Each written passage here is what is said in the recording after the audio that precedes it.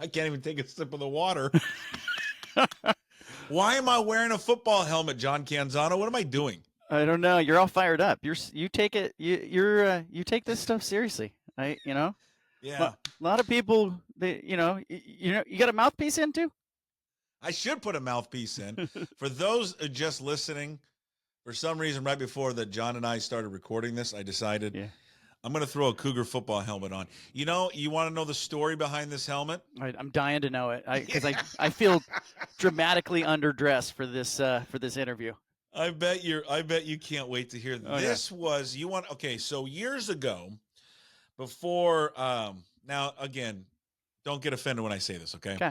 So years ago, before WSU football and athletics turned to professional ball washer Yogi Roth to MC all of their night with Cougar football. Night of Cougar football. Like, did the Beavers do a fundraiser? The Ducks do a fundraiser, right? Okay. Yeah.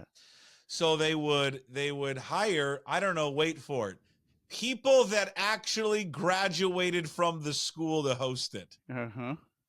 People that actually went to the Murrow School of Communication to host it. That's a good idea. Yeah. But here's the deal. They didn't pay you. This was my payment. I got a signed football helmet. Oh, nice. Which I was thrilled about. I was like, that's cool. You got to pay me. I'll go up there. I love that stuff. Go up there, get a few drinks, pretend I'm Sinatra, tell a few jokes and move on. Yeah. So I was like, yeah, that's no problem. Now think about now they got to pay Yogi Roth. How much money they paying him? A couple grand, putting him up in the hotel, paying his air flight. He's a pro, though. He's a pro. This is what he does. Try to give him a helmet, see how he reacts. Well, he played football. He was actually an athlete. I mean, not me. So that's why I'm putting the helmet on. I don't know. It just feels appropriate. Yeah. Just to throw it on. Well, let's talk. Let's jump into this because there's a little bit of football. We can talk some football news. Okay, we are going to talk football news. Yeah. John Canzano joins us every Monday. It's brought to you by Zeke's Pizza. Check out Zeke's Pizza. I can't even get the mic close to my mouth. Brought to you by Zeke's Pizza. Local selection of craft beers and pizza. If you're listening, go back and watch the YouTube of this. I look like just an idiot. You know, it would be like people would go like, Puck, how'd you lose the weight? Well, I just wore a football helmet to every meal, every dinner. Did you hear, speaking of losing weight, did you hear or read about or follow, I love all the Hollywood gossip stuff. Did you follow this whole Barbra Streisand and Melissa McCarthy controversy? No, what's going on there? So, you know who Melissa McCarthy is? Yeah. Yeah, funny actress, right? Have big gal, right? Yeah. Okay.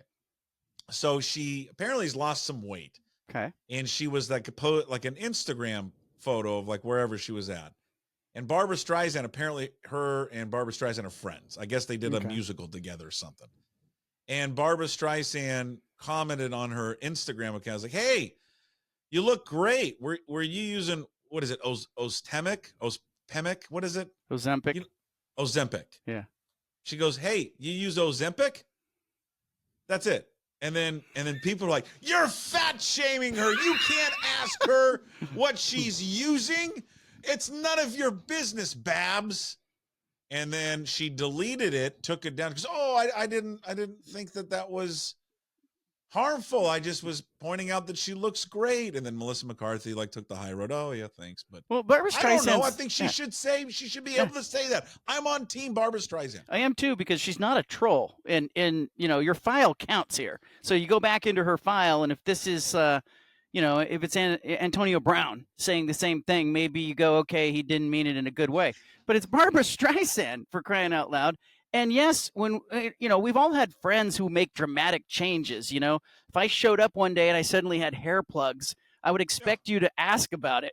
So if you have a dramatic physical change in your appearance and you're a friend, I mean, you're coming from a good place. What did you use? How did you do it? Is a legit question. Did you ever think about hair plugs? No, it's my brand. It's the bald-faced truth. We can't say it's the but you know what? There are people out there who have said, what would happen if you grow it out? My daughters have asked me that. And I said, why don't you get up there and poke around, see what you can find, and I'll let it grow out a little bit. Because I do shave it. to get this clean cut look. But it looks great. I love it. Thank you, buddy. You are Portland's media Teddy Savali. Thank you. Thank you, baby. That's who you are. Okay. So when you see a guy like Tom Thibodeau, do you think you look at Thibodeau and just go, hey, Tibbs, stop pretending. Let's let it go. Like he's got the worst hair in professional sports. Just cut it all off. I mean, just go bald. What is he trying to do? And you know what? When you do it, I've had people say it's liberating. I don't know if I go that far, but I just think like there's a moment where, as a general, you got to say, hey, we've lost the battle. Go ahead and shave it off. There's other fights you can fight, Tibbs. Get in get in the gym, work out, do some other things, But hair, to me, I like it. I'm aerodynamic. I don't have to worry about it. It works for me. Did it cause you to shave everywhere else too? I'm not a hairy guy, and why are we talking about this? Because this is what you want to talk about? This hard hitting, No, this is. I mean, come on. This is. Yeah, I'm like a naked mole rat. I'm just naked mole rat. That's what it is. Like one of those hairless cats. That's what you are. That's the image people want. Episode 83 as we record this on Tuesday. Do you recall? Can you name your favorite player that wore 83? Immediately, did John Jefferson wear 83? The San Diego Chargers back in the day? No, he was 8. Charlie Joyner was 18. Yeah. 83. I immediately went to 49ers, and I was cycling through. There was probably a receiver or two, but not a great one that wore 83. Maybe a Ronaldo Nehemiah, somebody like that. I don't know. Was Willie Gault 83 for the Bears? I think he's 83 or 84. I can't remember. Okay. 85 Bears, but. Okay, you want me to ask you some hard-hitting football questions? Let's get to one I can get right. Let's go. Okay. Hairless cats. You want to go? You want to go CW deal first? We finally got the deal. You mentioned this several weeks ago, probably a month ago. So they finally got it done. What's the CW deal going to look like for WSU and Oregon State? Well, I mean, first and foremost, all of these media rights deals are about revenue and exposure in the balance there. And we know so much about this because we watched the Pac-12 go through this and other entities go through it. So it's important to note that Washington State and Oregon State, their primary focus here was maximum exposure. They wanted to be on as much as they could. They want to be on early in the day, in part because, they want their home fans to be able to come to games and see some daylight kickoffs. And also because we all know the highlights from the early games, they hang around on television all day long. And being on the West Coast, we have seen these East Coast games, and you see these highlights in the halftime shows. We are force-fed this stuff from the earlier games. So there was a real push here to have, wide distribution and some daylight kickoffs. And so they end up with 13 home games, as we know, 7 for Oregon State and 6 for Washington State. 10 of those games are going to be on the CW. The Oregon State Civil War game will be on Fox. That will be one of the Fox games. Texas Tech and Washington State will be on Fox. That gives Fox an opportunity to grab a Big 10 and a Big 12 game, an extra one for their inventory. And then the Pac-2 championship game in November will also be on Fox, which is that's a big deal. So, those 3 Fox games probably sprinkle some money, some legitimacy. We all know that the Mountain West games that Oregon State and Washington State are going to play are probably going to feature some night games on CBS and Fox as well because of the Mountain West contract. So the day games and that distribution became important. Now, here's a little interesting thing. There is some back and forth going on between Oregon State and Washington State, I'm told, regarding, how many late kickoffs each of them ended up with. I'm told 11 of the 13 games already have kickoff times set. There are 2 games that have not been set. And the reason for that, Puck, is that Washington State was getting more night games than Oregon State among the 10 that were set.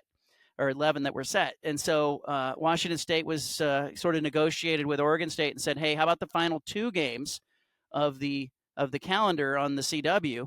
I believe it's like one of the kickoffs is early in the day, like a 3:30, and the other one is a 7 p.m.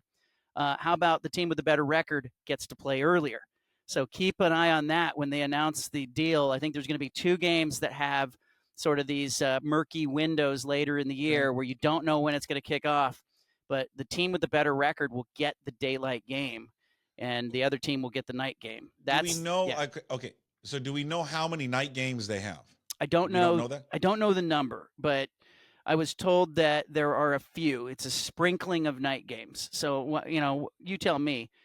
If there's 11 kickoffs that are set, I would call a sprinkling that maybe 4 or 5 of them are going to be night games, and you're going to get 5 or 6 day games. But what they're going to do is the games that are on the CW, the Pac-12 games with Oregon State and Washington State will be slotted immediately after the ACC game that is in the morning on the CW. So you're going to get the lead in of that audience from the ACC game that will go right into the day game featuring Oregon State or Washington State. But we will. But you imagine. Well, it's your understanding that here in the next, I don't know, week or a couple of weeks, that we will have all the start times, other than the games that you're talking about, where it's the team with the better record will play earlier opposed to playing later if they with the worst record. But at least we'll know those times. Yes. But we will know before the season kicks off every start time of every game. Yeah, you're going to get of the 13 home games, they're going to release start times for 11 of them. And that's part of why they've waited a little bit to announce this. There was some back and forth, I was told, in the 11th hour where I think Washington State ended up with maybe 1 or 2 more night games than Oregon State. And so Washington State was saying, hey, how about we leave these games open? And I think Oregon State agreed to that. They're in a partnership. And so I think they agreed to, hey, whoever has the better record gets the early game. So there's some incentive there, like as we're watching these teams play along to see, like, how are they doing? And here's the other thing too, like, this is the first time the Pac-12, as in its future form, has done a media rights deal. And so I reached out to Bob Thompson, the former Fox Sports Network's president, and I said, why is it taking so long? Like, what's the back and forth, the 11th hour? Like, I was told weeks ago that it was the CW. Now it's the CW and Fox. I'm told that's all done. And I was told that they were sort of now negotiating how many media credentials does the CW get per game. And that was like a 48-hour negotiation. Like, it took a lot of back and forth. And so Bob Thompson said, hey, when you don't have a deal, it is like all the nuances and all the details in the contract have to sort of be fleshed out and put down on paper. It's why when they go to renegotiate, you will often see people just re-up because they know it's a much easier, leaner process if all things are equal. Now, I'm a village idiot, obviously, because as we were recording this, if you're watching, I'm wearing a football helmet. That is really just like it's crushing my head right now. But I'm so dedicated and committed to this act that I'm going to keep it on the whole time. I love it. Does Fox have a streaming app? Yes, I think they do. But like I think Fox Go or something. Yeah, but I think Fox is going to put these games on. Obviously, it wants Oregon and Oregon State. It wants that game, big audience, and then it wants the Texas Tech Washington State game. And then, I think if Oregon State and Washington State are decent or better, Fox is going to put that game in a nice spot at the end of the season on November 23rd or whenever that game's getting played. Speaking of what else did you get from the Bob Thompson interview? You guys you sat down with him about a week ago? Less than a week ago? Just last week on Friday. I talked to him on Friday, and I asked him how does that look? Like 13 games, the blend of the CW and Fox, and a couple things he brought up. One, the Pac-12 having the production on those games, that ends up being a side hustle, and he kind of wondered if the Pac-12 Network was going to get the production even on the Fox games. And it could open up that Pac-12 Network to a lot more business with Fox and a relationship with Fox if it is producing games. It's possible that the Pac-12 Network could go out and produce the games, featuring Washington and Oregon. And right. They've got the production capability to do that, and it saves Fox having to send a truck and crews and all that stuff to the Pacific time zone. So, there's a hustle there that's out there. But I asked him, how does that look to you? The CW and Fox, and he said, good on Oregon State and Washington State. It's about as good as they could do. Like that, in his opinion, was a win for Oregon State and Washington State. We don't know the financials yet. I'm estimating, based on conversations I've had with different sources, that it's going to be between about $5-6 million and $9 or $10 million per school. It's not going to be a huge number, but it's going to be enough when you look at the subsidization of, $65 million settlement from the schools, $100 million in Rose Bowl money, the NCAA tournament money. It comes together to form a package where you go, okay, these schools can make it on this, and certainly I think they're going to have to. Hey, FanDuel, I'm sure you've seen this. FanDuel came out with their over-under win totals for all the former teams in the Pac-12 for 2024. I'm gonna give you all the numbers, and you just tell me over or under. Okay. I have to go over under. Okay. You have to go over under here on the total, and then I'm going to tell you about a new thing I'm doing with the Mariners. You'll love it. All right. Oregon 10.5 over. Utah 9.5 over. Washington 7.5 under. USC 7.5. That's a hard one. I'll say over. I think they can get 8. Okay. Arizona 7.5. I'm gonna go over with Brent Brennan. I think he's gonna have a nice first year out of the gates. Okay. Cal 6.5. Under. UCLA 5.5. Under.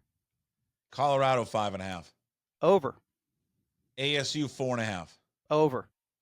Stanford 3.5. Over. Okay. Now Wazoo and Oregon State aren't listed yet. Okay. For some reason. So I went under on everything except ASU and Stanford. Because you're mad. You're mad at everybody. They're all fat and ugly. That's what you're saying. You're probably right. God, you're probably or see, I don't know. They're going to a new conference. I think it's going to be an adjustment. The uncertainty with the quarterback spot, but we'll see. Utah, I mean, that's the one I probably on the fence the most, but yeah, I guess with Utah is if what's his name is what the hell's the quarterback's name? Cam Rising. Yeah, he's back for his 19th year. Yeah. How old is he now? 26? He's got to be 25, 26. Here's the thing about Utah. Utah has first world problems when it comes to college football. Like I put out a call on Twitter. I said, "Hey, Utah fans, what is your biggest concern?" And it was stuff like, who's going to be running back 2? Who's the backup offensive tackle? Yeah. They've got good problems. They've got good receivers. They've got coordinators are all back. Rising's coming back. He looked great in the spring game. Kyle Whittingham says he has a dead heat for the quarterback 2, between a true freshman and a returner. And, it's Utah's just got, and then I guess the question for Utah is how do they adjust to going and playing, in Stillwater, against, it's a new environment, but yeah. I'm also thinking, how about all those Big 12 teams are going to have to go into Rice-Eccles Stadium? It's like a blender. And, that's an adjustment as well. I think Utah's going to win the Big 12. I think they're my pick. Well, and you're probably right about it because they were the most physical team in this conference, and they now undoubtedly will be the most physical team in that conference for sure. It's a drought. Like all these things, it goes for all these things. Yeah. The Pac-12 was better football. It is a downgrading competition for all the teams going to the Big 12. So that's why I kind of lean over. But I also know that I think Arizona State is much better. I think Arizona with Brent Brennan's got good energy there. He retained enough. Who else you got? Washington, I'm taking the under on that one. There's just too much going on. I don't know. I think their offensive line's a mess. USC, I'm going to take the under. There's no Caleb Williams. Arizona, I guess. Yeah, you know what? That's probably one I blew, but I think that Arizona one's going to be close. Cal, I'm not a big Wilcox guy. He'll find some way and some excuse will come up for why they didn't succeed this year. But God, he's a great coach. Yeah. I mean, and then UCLA kind of I think they're going to just get murdered. Colorado, to me, is fascinating. What did you make of Deion Sanders getting into it? The Athletic does that big story on it, getting into it with former players who just, were reached for a story, gave their personal account of how things and how they were treated. There was one particular player, I think Xavier Smith was his name, and just said, hey, I was told to leave, which I think some fans don't realize this is what coaches do. Yeah. They just flat out tell them you should hit the portal. Yeah, and all coaches do that. And all coaches do that. This is not Deion's not the only one that does this. Yeah. But what I liked about the kid was like, no, I'm staying. I want to play here. Yeah. And then he did, but then he, according to him, was just kind of like put in the corner. Yeah. and was just like ignored. And so he said, all right, I guess I'll leave if you're just going to, simply ignore me and not give me a legitimate shot. Well, the story comes out. Deion Sanders goes after him on Twitter. It becomes a whole big thing. There's another player that didn't do anything for Colorado going after him. So then there's a beef between that player and an Austin Peay linebacker that they're going back and forth, or a safety or something like that. And then Deion jumps in with like comments to fans about, questioning their record, and him saying, well, my son's a top 5 pick. What's your son doing? I mean, yeah, it's this small. is just odd behavior for a football coach to get himself involved in. Well, my biggest takeaway was that clearly the public narrative got under Coach Prime's skin. Like, it bothered him. Yeah. It bothered him that people were talking about the program. It bothered him that he was being, he ultimately, when you talk to people who know him, or, you read about him, he wants to be liked. He wants people to like him. It's part of his act publicly, and people don't like the way that he acted. Meanwhile, though, Rick George, Colorado AD, I talked to him yesterday. They had 98% season ticket renewals. They are going to put their single game tickets on sale. They will still be a sellout for every game, and I think they're going to be bowl eligible. I think they'll get to 6. It's the Big 12. It's a downgrade in competition, but I think it's petty. I think it's small. I think you never want to be the person on stage pulling the trolls or the hecklers onto the stage with you. And he's got the stage. He didn't need to do that. And so it just told me that I saw that it was the first sign of insecurity that I've ever seen in Deion Sanders. What do you think happens to him after this year? I mean, there's a story that just came out ranking like the NIL earnings, and 2 of his players are the two highest paid NIL college athletes. His son is at 4.6 million, which is incredible. And Travis Hunter's at 2.7. They're going to leave after this year and head to the NFL. What does he do? Do you see him sticking around and trying to win with not his kid, or do you see him jumping ship to the NFL, to another college program? I think he's a bigger risk to go to another college program. I don't think anybody at Colorado expects that when he signed that he was going to fulfill the contract, the length of that deal. But he said he's not a follower. He's not going to track his kids to the NFL. And I think he knows well enough that could be a big problem, LeBron. Like, you could be a big problem if you start to hover over your kid on the professional stage. And so I think he will stay in college. I think he's a risk if he has some success at Colorado to end up somewhere. Who knows what job opens up, but I could see him wanting to be closer to Florida. If he's going to do this thing, why not do it that way? And of course, certainly if Florida State ever opens and he's in a position to coach, I think Prime would jump all over that. But I think, for Colorado, they're trading, they're getting all that they bargained for in this. They matter. The season ticket sales are paying for his salary. And, the glow of last season and the first month of the season was worth the price of admission for them. Yeah, it's going to be interesting to see. I mean, I mean, obviously, I think we all agree he's not there for the long haul. I'm just curious, once those kids bailed, especially his, because he's tied everything to Shedeur. I mean, sometimes at times last year, he felt happier with the success of his kid and more concerned about the success of his kid and what it meant for the NFL than the actual team itself. That would be a really hard position for somebody who's as competitive as him to be in, because you saw him late in the year. Shedeur was getting sacked every other play, hit every other play, broke his back. I felt bad for him at the end of the year. And you could see, Coach Prime on the sideline going to Shedeur, like, are you all right? Can you still go? And, I understand that. Like, you have kids, like, it would be a really hard position to be in. And in some ways, I think he'll be a better coach once Shedeur is gone and he's out, and he's not coaching his own kids if he wants to do that. But, I think there's about a 50% chance that he's not at Colorado beyond this season. If he has success, his kids are gone, somebody's going to offer him a job. And I think, he knows that, the Big 12 is great for Colorado for now.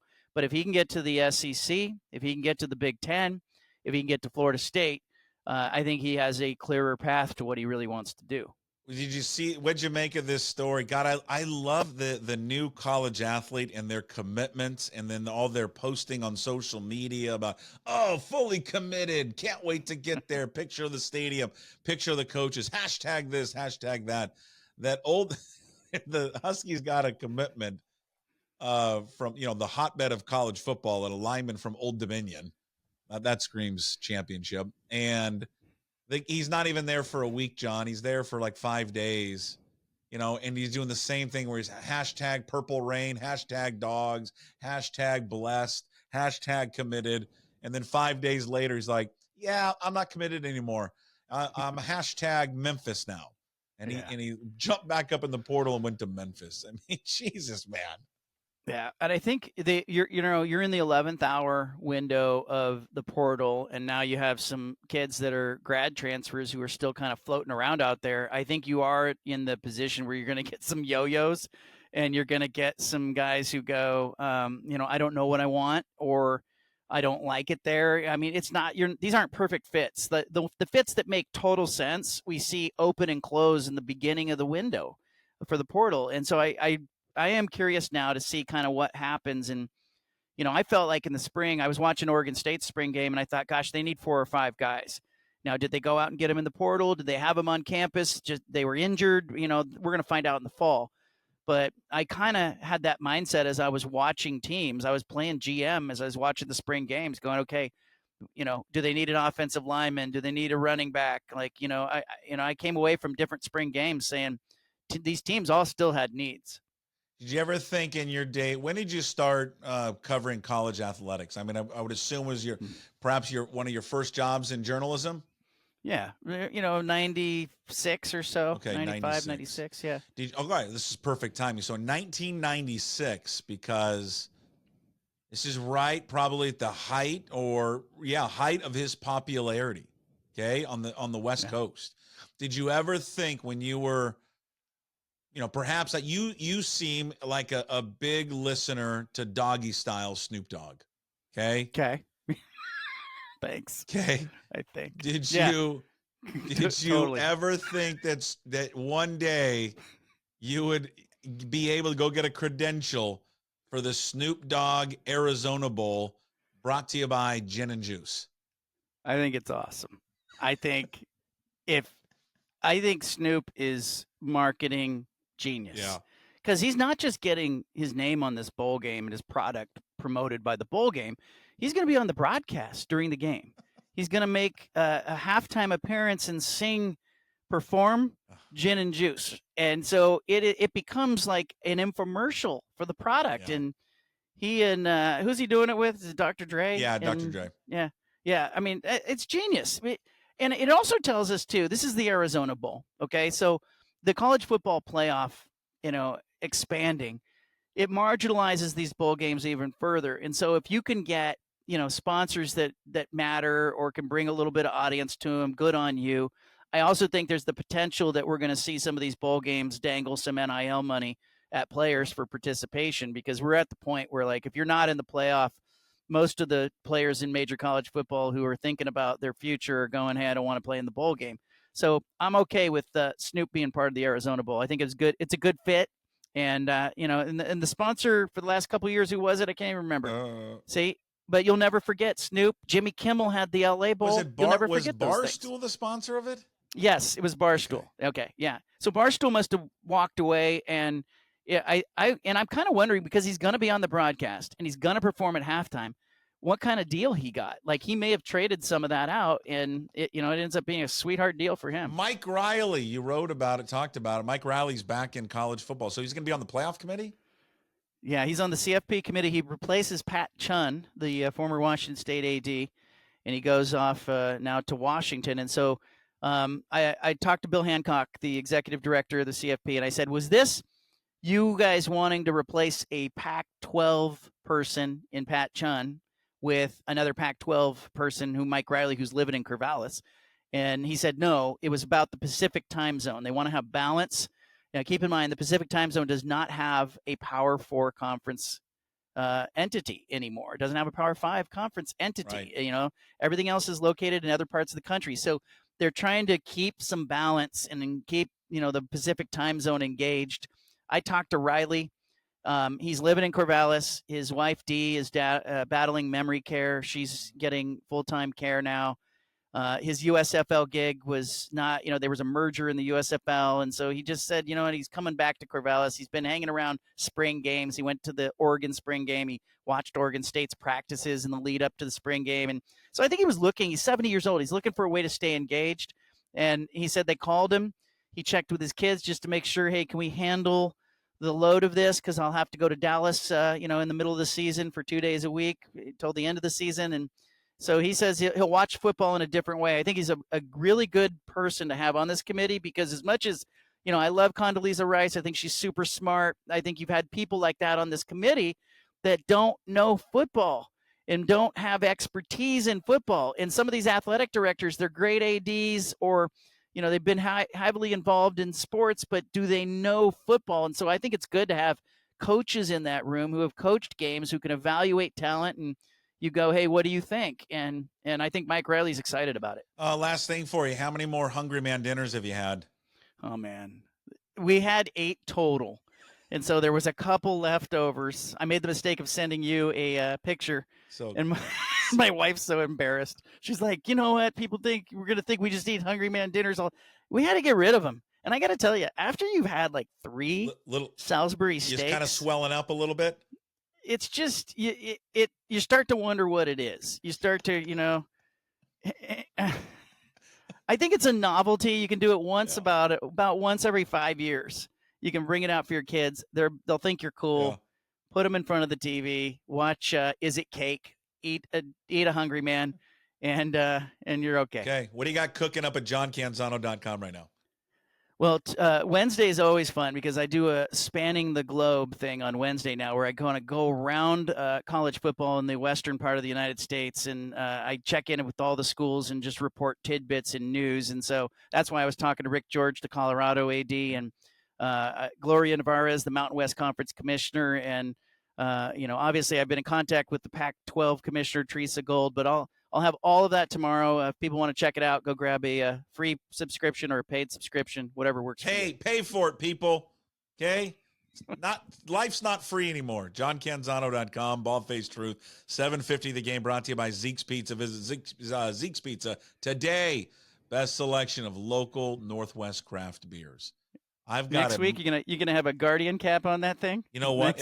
I bet you I have that. When you used to play football and you'd get like the indentation of this. Yeah, I've got that. Yeah, I'm gonna Guardian cap on this one. Are they gonna? The NFL is gonna allow that. Are they gonna allow it in college football? You think? I think they are. Yeah. I think you're gonna see it. I think in the name of player safety. Because that's all they care about is the perception. Actually, concussions last year in the NFL were up.